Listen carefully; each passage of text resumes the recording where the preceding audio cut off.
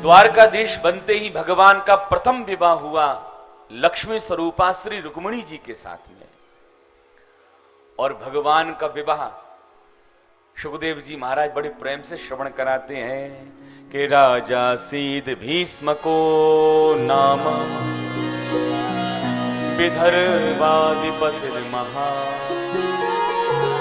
तस्य पंचाभवन पुत्रा कन्यैका च वरानना। सुखदेव जी महाराज कहते हैं विदर्भ देश के अधिपति कुंडनपुर के राजा श्री भीष्मक जी महाराज, भीष्मक जी महाराज के 5 बेटा हैं। बड़े ध्यान से आप लोग सुने भगवान के विवाह की कथा। भीष्मक जी महाराज के 5 बेटा हैं, रुक्मी, रुक्मरथ, रुक्मबाहु, रुक्मकेशी, रुक्ममाली। और एक बिटिया है जिसका नाम है रुक्मिणी।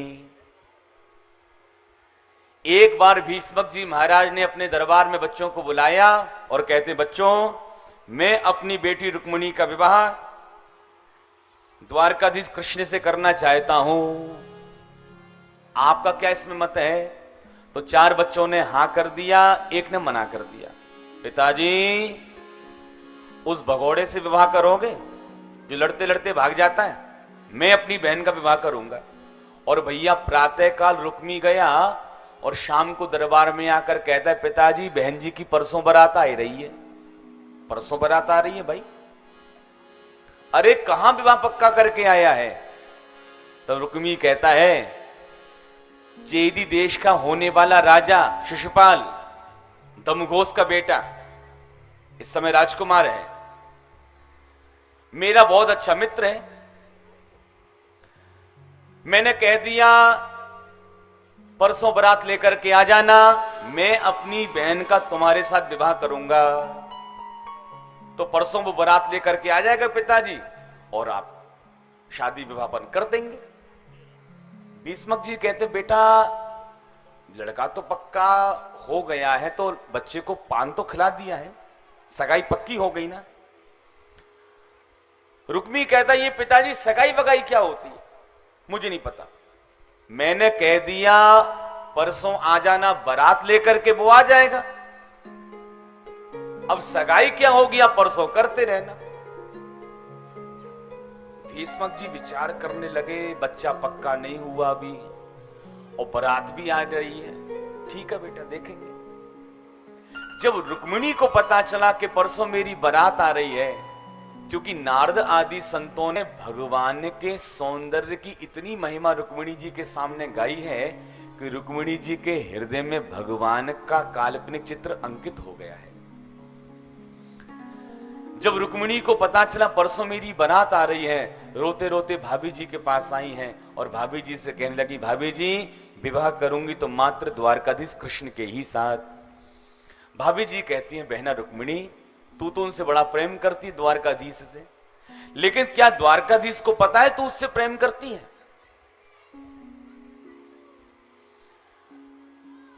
रुक्मिणी जी कहती हैं, भाभी जी उनको तो पता नहीं है। तो बहना फिर उनके लिए चिट्ठी लिख, एक पत्र लिख और पत्र में पूरे मन की बात लिख दे। कम से कम उनको भी तो पता होना चाहिए कोई उनसे प्रेम कर रहा है। रुक्मिणी जी ने 7 श्लोकों में सुंदर पत्र यहां पर लिखा है। ब्राह्मण देवता को पत्र हाथ में दिया और ब्राह्मण देवता दौड़े दौड़े द्वारकापुरी में आए हैं और द्वारकाधीश के दरबार में द्वारकाधीश को पत्र देते हैं कि महाराज कुंडनपुर की राजकुमारी ने पत्र आपके लिए दिया है, आप पढ़ लीजिए। भगवान कहते हैं, ब्राह्मण देवता जो पत्र में लिखा है आप पढ़कर सुनाइए। ब्राह्मण देवता पत्र वाचते हैं और आप भी सुन लीजिए रुक्मिणी जी क्या लिखती हैं। श्रुत्वा गुणान भुवन सुंदर श्रृंगवतान्ते निर्विश्य कर्ण विवरै हर तुंगतापम रूपम दृशाम दृशमताम अखिलार्तलाभम त्वय्यच्युता विशति चेत्रम पत्र मंडपम। रुक्मिणी जी कहती हैं स्तुत्वा गुणा, हे द्वारकाधीश प्रभु, नारद आदि महात्माओं से जब से मैंने आपकी कथा सुनी है, हे स्वामी, आपका एक काल्पनिक चित्र मेरे हृदय में अंकित हो गया है। अच्छा, आप विचार निश्चित कर रहे होंगे ये कैसी राजकुमारी है जो मेरे लिए इस प्रकार की बातें लिख रही है। क्षमा करना महाराज, परसों मेरी बारात आ रही है और मैं ये नहीं चाहती कि कोई शेर के भाग को कोई गीदड़ उठा करके ले जाए।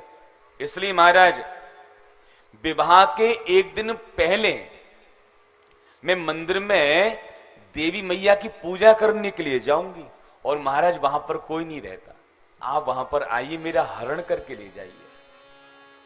और देखो महाराज, मैं ये भी नहीं चाहती जब आप मेरा हरण करें तो मेरे बंधु बांधवों का आपके साथ युद्ध हो। हिंसात्मक विवाह नहीं चाहती, इसलिए विवाह के एक दिन पूर्व आप आइए और मेरा हरण करके ले जाइए। ब्राह्मण देवता ने पत्र सुनाया और कहते महाराज, पत्र तो सुन लिया, अब आपके मन में क्या है? द्वारकाधीश प्रभु कहते हैं, हे ब्राह्मण देवता, जो रुक्मिणी जी के मन में है वही भाव हमारे मन में भी है, क्योंकि नारद आदि संतों ने रुक्मिणी जी के सौंदर्य की महिमा हमारे सामने खूब गाई है। और यहां पर ध्यान देकर सुनना, यहां भगवान अपने एक मन की बात भी बताते हैं। भगवान कहते हैं, हे ब्राह्मण देवता, कभी कभी तो रुक्मिणी जी के विषय में रात भर विचार करता रहता हूं और रात ऐसे ही निकल जाती है, मुझे नींद भी नहीं आती है। तथा अहमपि तच्चित्तो निद्राम चलन भेनिशि वेदाहम रुक्मिणा द्वेषान ममोद्बाहो निवारितः निशि निद्राम न लेभे। रुक्मिणी जी का ही विचार करता रहता हूं, मुझे नींद नहीं आती है। यहां भगवान ने अपने मन की बात ब्राह्मण देवता को बताई है, लेकिन भगवान मुस्कुरा कर कहते हैं, ब्राह्मण देवता, मुझे पता है कि भीष्मक जी का तो मन है, लेकिन बड़ा भाई रुक्मी टांग अड़ा रहा है, मुझे यह भी पता है। लेकिन अब रुक्मिणी जी का स्वीकृत पत्र मुझे प्राप्त हो चुका है, अब मुझे डरने की किसी से आवश्यकता नहीं है। भगवान ने ब्राह्मण देवता का हाथ पकड़ा और उसी समय घुड़सार में आए। भगवान के 4 घोड़े हैं जो वायु गति के समान दौड़ते हैं, सुग्रीव, मेघ पुष्प, बलाहग और शैव्य। ये भगवान के 4 घोड़े हैं।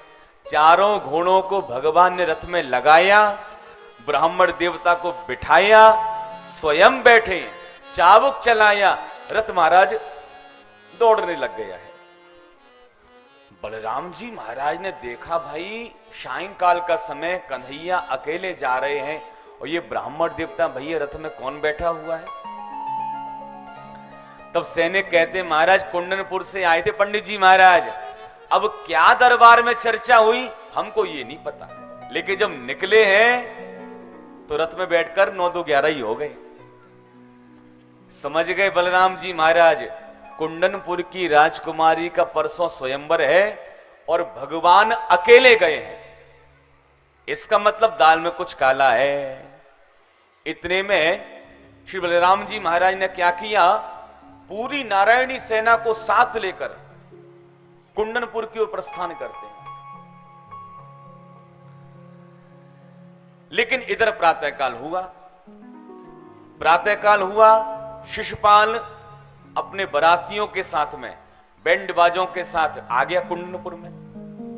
अब जब कुंडनपुर में शिशुपाल बारात लेकर के आया तो भीष्मक जी महाराज ने, रुक्मी ने यहां पर शिशुपाल का पूजन किया और जन्माशय में व्यवस्था बनाई रुकने की।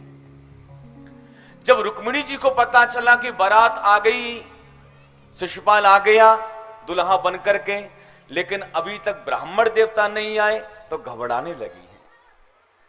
लेकिन भगवान का रथ कुंडनपुर में आया है और मंदिर के पास भगवान का रथ रुका और भगवान ब्राह्मण देवता से कहते हैं, महाराज जैसा पत्र में लिखा था वैसा ही होगा, और रुक्मिणी जी से जाकर आप कहना बिल्कुल घबराने की आवश्यकता नहीं है। और एक बात बताएं, समाचार लाने वाले की चाल डाल बता देती है, समाचार बिगाड़ करके आ रहा है कि बना करके आ रहा है। अब रुक्मिणी जी बेचारी महलों में चिंतित हो रही हैं, ब्राह्मण देवता अभी तक नहीं आए, और ब्राह्मण देवता डंडा घुमाते हुए रुक्मिणी जी के महल में धीरे धीरे आ रहे हैं। रुक्मिणी जी ने ब्राह्मण देवता को देखा, मुस्कुराते हुए चले जा रहे हैं, तुरंत दंडवत प्रणाम करती हैं और रुक्मिणी जी कहती हैं, हे ब्राह्मण देवता पहले ये बताइए कि समाचार क्या लेकर के आए हो। विप्र देवता कहते हैं, देवी रुक्मिणी समाचार तो कुछ भी लेकर नहीं आया। अरे महाराज क्या कह रही हो, समाचार लेकर नहीं आए हो, मैंने आपको भेजा था। विप्र देवता कहते हैं, देवी जिसके लिए तुमने पत्र लिखा था उसी को साथ में लेकर के आया हूं, घबराने की बिल्कुल आवश्यकता नहीं है। मंदिर पर खड़े हैं रथ में बैठ करके, चिंता मत करो, जैसा लिखा है पत्र में वैसा ही होगा। रुक्मिणी जी प्रसन्न हो गई और कहती है, महाराज इस समय ऐसा मेरे पास कुछ नहीं है जो मैं आपको दे सकूं, बस मैं तो आपको प्रणाम करती हूं। और विचार करो, लक्ष्मी जी जिसके सामने प्रणाम करें, महाराज किस बात की कमी रह जाएगी। ब्राह्मणों के भंडारे भर गए महाराज। रुक्मिणी जी ने सुंदर श्रृंगार यहां पर किया है, सखियों को साथ लेकर सीधे मंदिर में आई है और यहां पर मैया की, पार्वती मैया की बड़ी सुंदर पूजा करती हैं, स्तुति करती हैं। नमस्ये त्वाम के भीक्षणम स्वसंतानियुताम शिवा भूयात् पतिर्मे भगवान कृष्णस्तदनुमोदता। हे मातेश्वरी, हे अंबिका मैया, हे दुर्गा मैया, केवल मुझे इतना वरदान दीजिए कि कृष्णस्तदनुमोदता, भगवान कृष्ण ही, द्वारकाधीश ही मुझे पति रूप में प्राप्त हो जाए। मैया ने आशीर्वाद दे दिया, मन जाहे राचहु मिलहि सोवर सहज सुंदर सावर। जब सैनिकों ने, जब द्वारकाधीश को खड़ा हुआ देखा मंदिर के पास में, सैनिकों ने चारों ओर से मंदिर को घेर लिया। रुक्मिणी जी मंदिर के बाहर निकल करके आई, जब सैनिकों को खड़ा हुआ देखा रुक्मिणी घबराई, और जब सैनिकों ने रुक्मिणी को देखा तो पागल होने लगे। एक कहता है, ओह इस देवी की चाल तो देखो, दूसरा कहता है बाल तो देखो, तीसरा कहता है गले का हार तो देखो, कितनी सुंदर लग रही है भाई। भगवान धीरे से सैनिकों के बीच में से निकले और रुक्मिणी जी का हाथ पकड़ लिया। एक सैनिक कहता, भैया देवी थी सो थी, देवता तो देखो कितना सुंदर लग रहे हो। काला काला मुरली वाला घुंघराले बाल, पीतांबर ओढ़े हुआ है, कितना सुंदर लग रहा है भैया, जोड़ी तो ये बस। भगवान ने रुक्मिणी का हाथ पकड़ा और अपने रथ में भी रुक्मिणी को बिठा लिया। सैनिक कहता है, एक सैनिक ने कहा, देखो भाई रथ तो देखो पूरा सोने का है। दूसरा कहता है, सोने का रथ तो और देखने को मिल जाएंगे, घोड़े देख हैदराबाद दिए, कैसे कान खड़े हैं घोड़ों के। और भगवान ने घोड़ों में चाबुक लगाया और घोड़े धीरे धीरे आगे की ओर बढ़ने लगे। जैसी घोड़ा आगे की ओर बढ़े रथ लेकर के, एक सैनिक कहता है, आहा रथ कैसे चला जा रहा है। जब रथ बहुत दूर तक चला गया, एक सैनिक कहने लगा, क्यों भाई हम यहां पर काहे को खड़े हैं, हम यहां पर काहे को आए हैं। एक कहता है, हां रुक्मिणी जी की रक्षा में आए हैं। तो जो सखियां आई थी रुक्मिणी जी के साथ, तो सैनिक कहते हैं, ए सखियों रुक्मिणी जी से जाकर अंदर कहो मंदिर में कि भाई शादी का समय निकला जा रहा है, पूजा अर्चना बहुत हो गई, जल्दी से मंदिर के बाहर निकलें। सखियां कहती हैं तुम का भांग पी करके आए हो। रुक्मिणी तो बो गई रथ में बैठ करके, ओहो ले गो पकड़ो पकड़ो भागो भागो। महाराज तहलका मच गया सैनिकों के मध्य में। सैनिक कहते हैं द्वारकाधीश थोड़ा सा भी क्षत्रिय धर्म तेरे अंदर है तो युद्ध के लिए तैयार हो जा। जो भगवान को ललकारा, भगवान ने रथ को मोड़ लिया। सैनिक कहते हैं कृष्ण आज अकेला फंसा है, आज तेरे को छोड़ने वाले नहीं है। डर लगता है तेरे मूसल वाले भैया से, लेकिन आज मूसल वाला साथ में नहीं है, आज तू अकेला पाया है हमें। सैनिक चर्चा कर ही रहे थे, इतने में आवाज आई, बोल द्वारकाधीश महाराज की जय। सैनिकों ने पीछे मुड़ करके देखा तो भैया बलराम जी महाराज हल मूसल ताने मारा पूरी नारायणी सेना को साथ लिए चले जा रहे हैं। जो बलराम जी महाराज ने हल से सैनिकों के सिर पकड़े और जो मूसल धमके महाराज, सैनिकों के सिर फटे, सैनिक भगे। सैनिक विचार करने लगे हे भगवान एंड टाइम पे मूसल वालों कहां से आ गए हो भाई। सैनिक भागे भागे जनवास में पहुंचे। शिशुपाल से कहते हैं महाराज गजब हो गया। क्या हो गया? महाराज आपके होने वाली देवी द्वारकाधीश के साथ में भाग गई। तुम खड़े खड़े क्या कर रहे थे? सैनिक कहते महाराज हम तो को मोर मुकुट देखते रह गए और क्या करते।